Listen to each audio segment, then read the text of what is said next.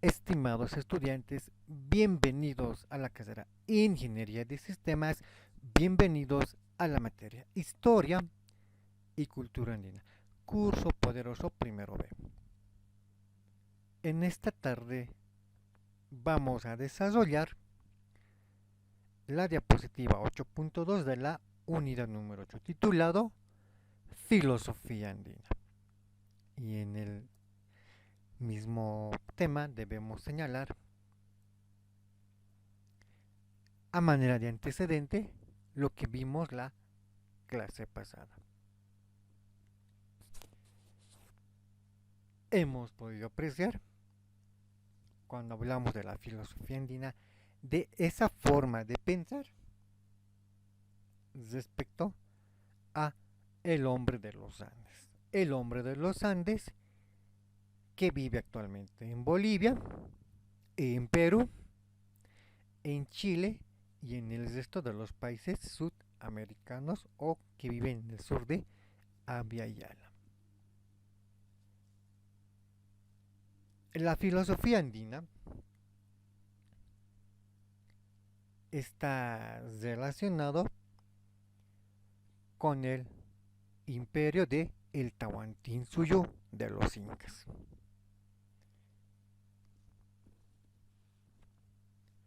Y cuando hablamos de los incas, cuando hablamos de el Tahuantinsuyo, estamos haciendo énfasis en toda una forma de pensamiento y sentimiento, el cual los incas lo han plasmado en sus acciones durante el tiempo que ellos se desarrollaron en Sudamérica. Vale decir, desde el momento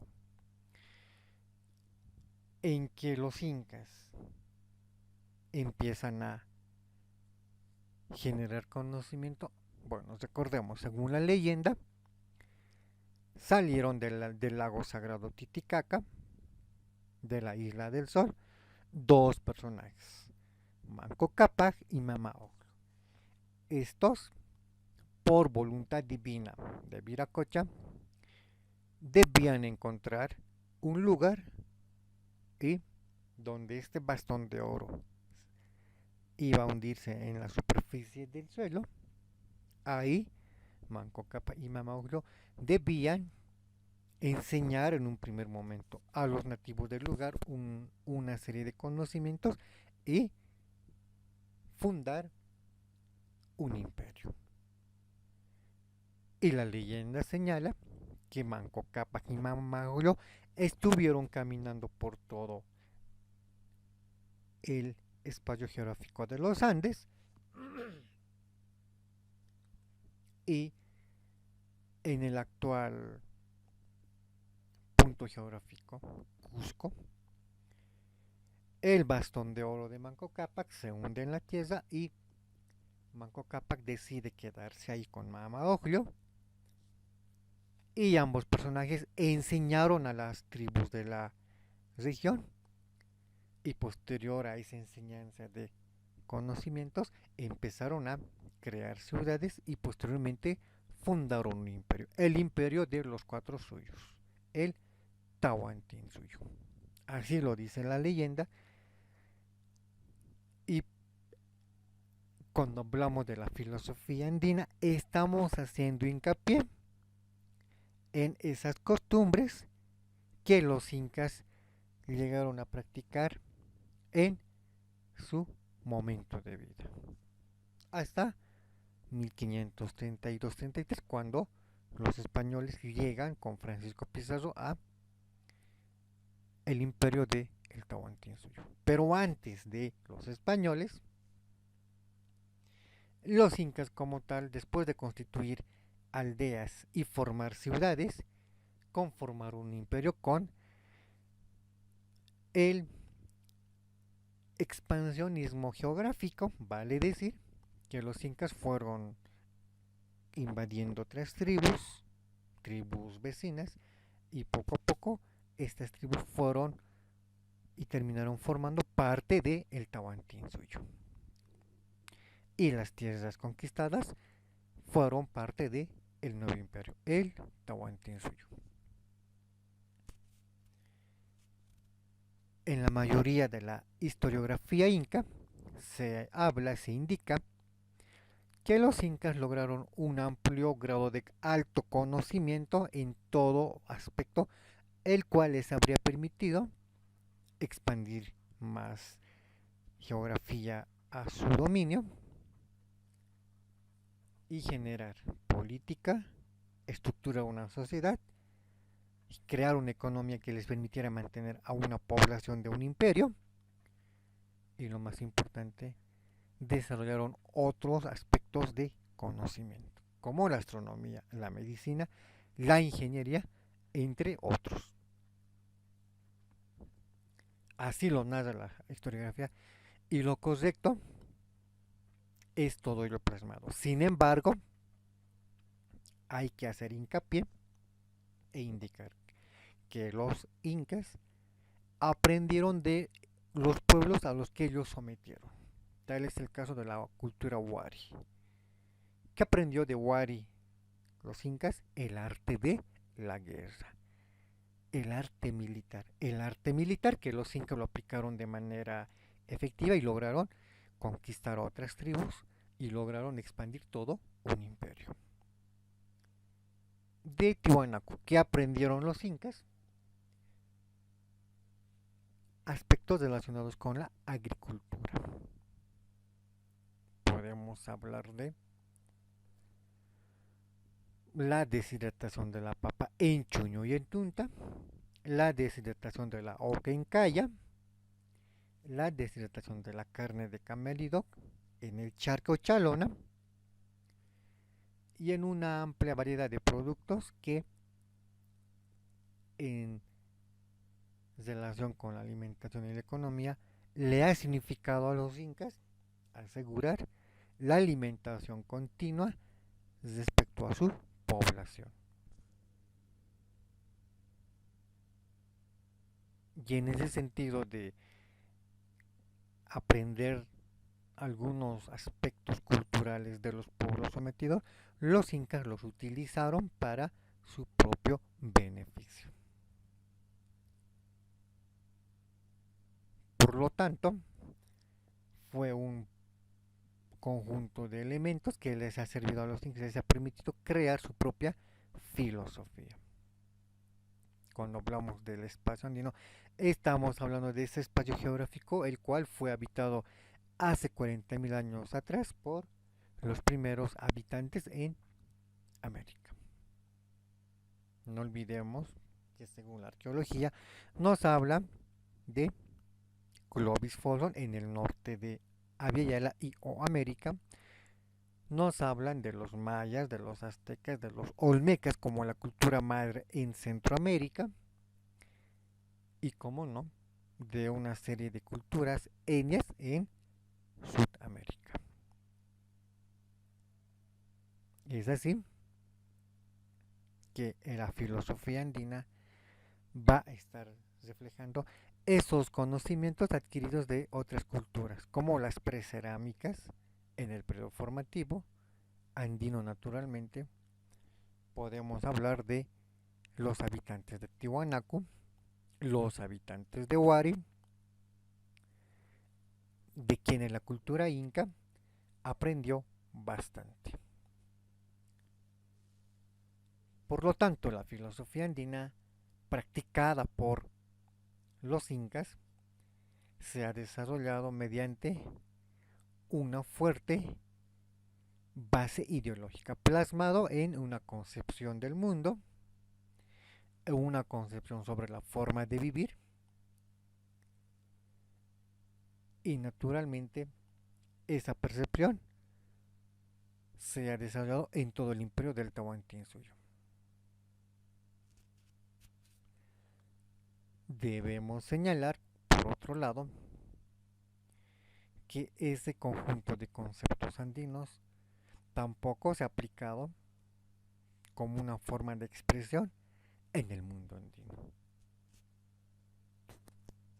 toda vez que algunos pueblos tenían diferentes costumbres, me refiero a los pueblos sometidos por los incas, y los incas se caracterizan también por respetar las creencias, los usos y costumbres de los pueblos sometidos. Y ello no le quitó a los incas el de generar su propia forma de percibir el mundo, su propia forma de pensar y sentir. Por lo tanto, cuando se habla de la época incaica, simplemente se está hablando de una categoría histórica respecto a un pueblo. En este caso será el pueblo incaico. Es decir, el mundo andino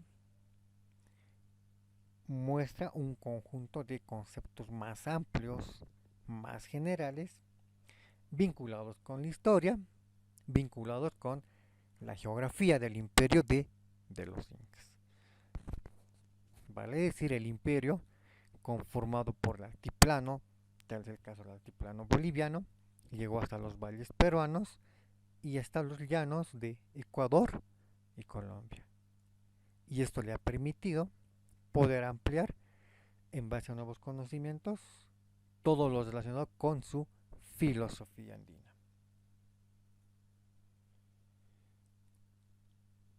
Debemos señalar entonces que respecto al pensamiento andino, a la filosofía andina, se ha hallado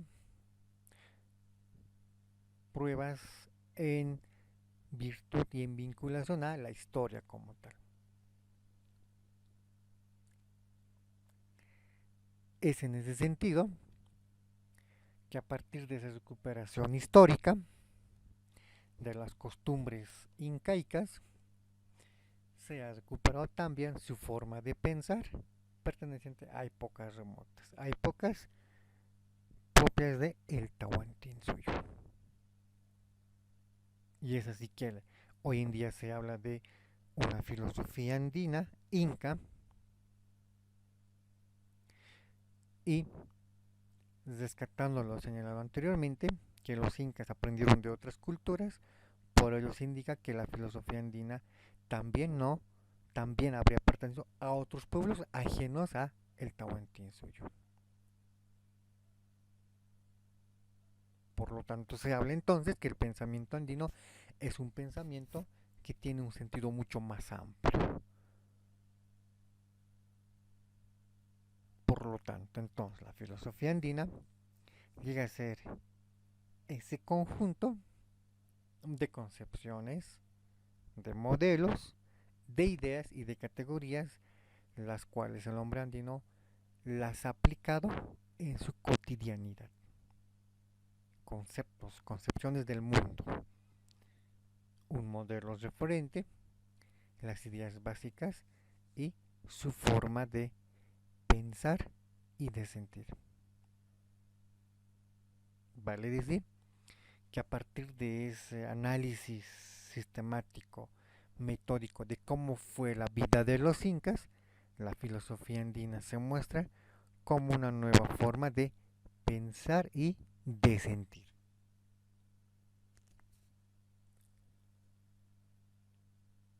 Cuando se habla de los aspectos importantes relacionados a la filosofía andina, se habla de una amplia mega organización vinculado con todo lo que está relacionado con la dignidad del hombre como tal.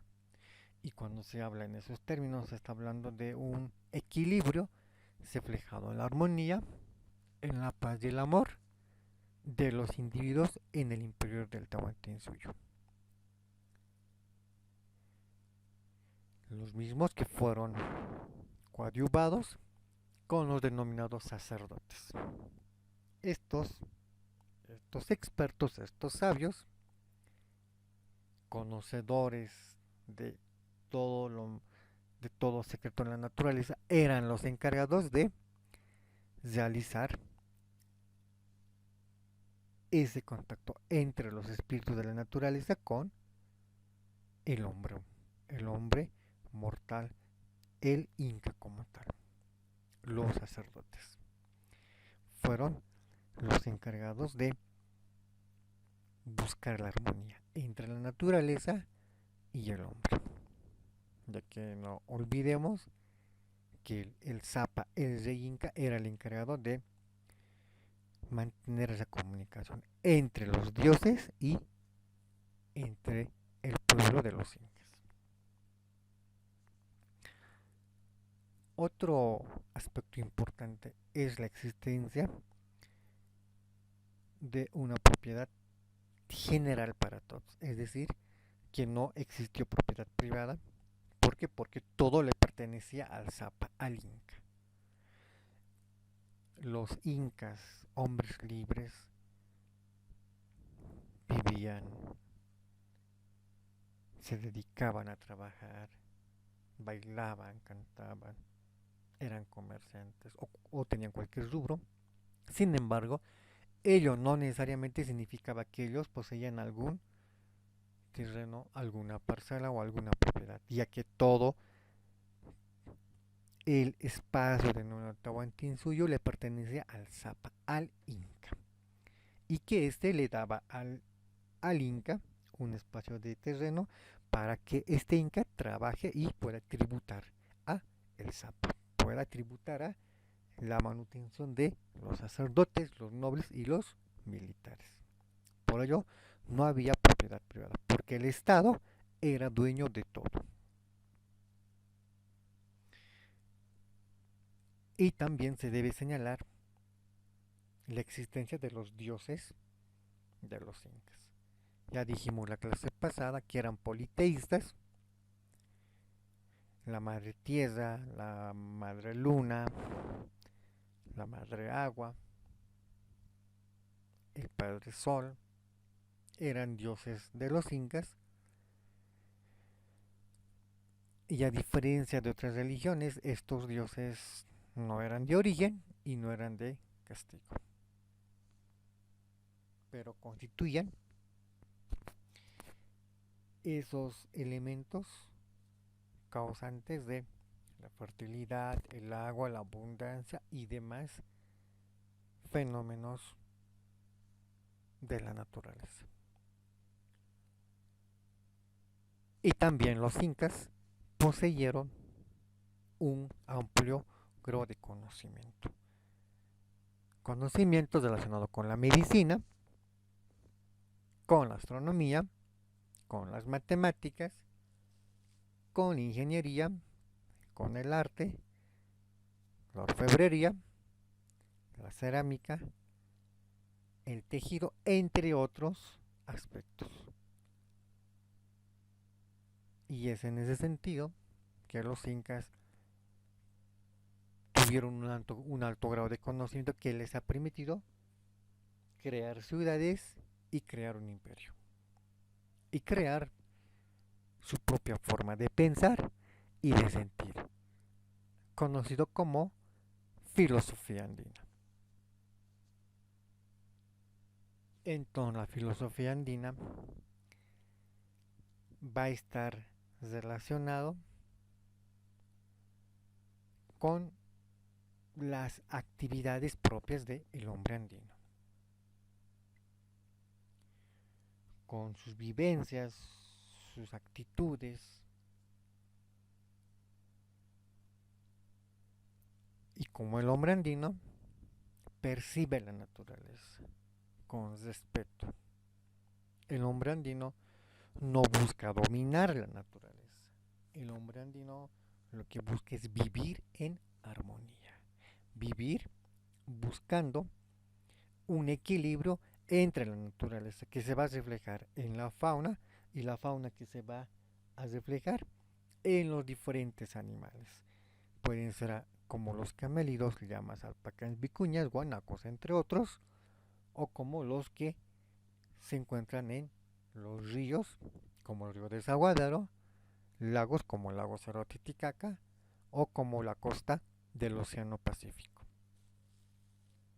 Peces, crustáceos, mariscos, entre otros.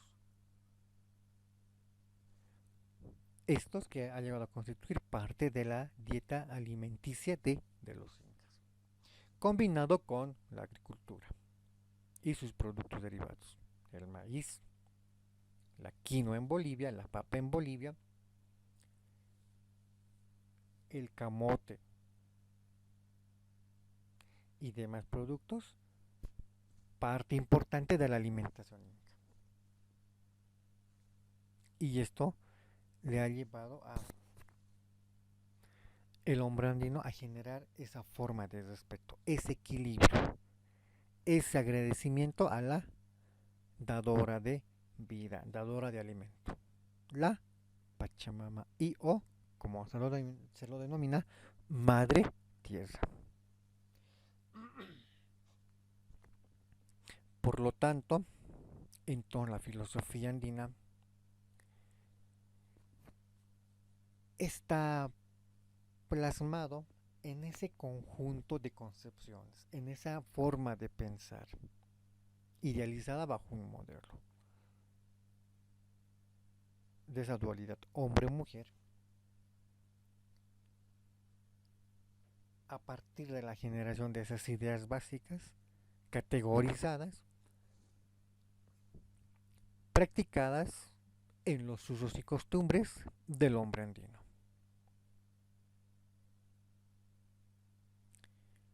La filosofía andina, entonces, se presenta de manera sistemática, metódica, porque obedece a la participación de toda una colectividad, a una experiencia colectiva, porque todos los integrantes de la comunidad del Ayllu,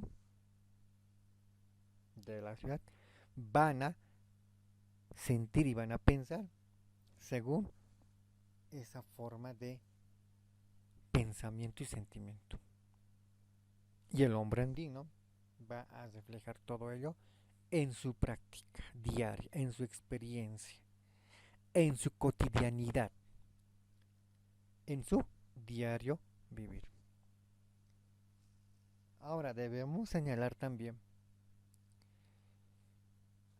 al igual en cualquier pueblo de cualquier edad, siempre van a existir individuos que van a romper el normal desenvolvimiento y obviamente se van a aplicar las medidas de castigo respectivo.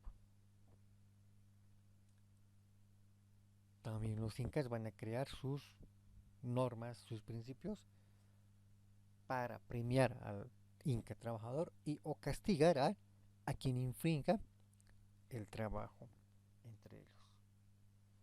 Y esto va a marcar cómo los incas también diseñaron una forma de pensar en relación a el bienestar común de todos los individuos del imperio a partir de actividades agrícolas como la siembra de papa, quinoa, entre otros productos, como la pesca propio en la costa del Océano Pacífico o en nuestro medio, en el lago Titicaca o el río de Desaguadero, que también parte del lago Titicaca, el hombre andino ha desarrollado ese sistema, ese equilibrio como tal. La madre tierra, la Pachamama, elemento que va a estar muy consolidado y muy representado según la filosofía andina, toda vez que en esta región se va a manifestar a partir de la existencia de un conjunto de sistemas los cuales van a estar identificados y relacionados entre los individuos y la madre tierra, el cual se va a evidenciar como parte de una práctica ética y cósmica. Ética porque va a estar reflejada como una norma, un respeto a la naturaleza, a la madre tierra, la Pachamama. Y cósmico porque esta práctica va a estar diseñada para aplicarse en todo el imperio. Y cuando hablamos de la relacionalidad en el hombre andino, estamos hablando también de otros aspectos como la complementariedad, la reciprocidad entre todos los individuos de el hombre andino en toda región, la familia como tal. Y esto va a marcar la diferencia con lo que se denomina la filosofía occidental de Eurasia. Muy diferente a la filosofía andina, denominada entre comillas prehispánica. ¿Y por qué se denomina prehispánica? Porque esa forma de sentimiento y pensamientos, saberes como tal, que son propios del hombre andino, van a mostrar su origen no con los incas, sino con mucho tiempo más antes que los incas. Hablamos de culturas que habrían existido mucho más antes que los incas. Se indica que la filosofía occidental, surgió con los griegos. Aristóteles, Sócrates, Platón, y que también terminó con los griegos. Cuando hablamos de la filosofía griega, se habla de especulaciones, de pensamientos lógicos acerca de la razón, la naturaleza física, estudiada por los griegos. En cambio, cuando se habla de el pensamiento andino, la filosofía andina, se habla de otro tipo de pensamiento, de un pensamiento más mítico. A partir de que los andinos consideran que en la naturaleza hay espíritus sagrados, hay deidades como tal. Máximo Guillo, por ejemplo, hace una comparación entre la filosofía occidental de Eurasia y la filosofía andina de América del Sur.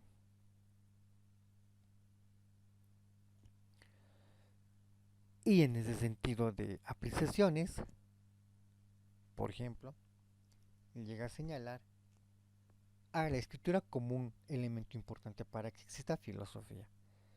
Y al no existir una escritura en el imperio de los incas de idioma quechua, entonces imposible la existencia de una filosofía.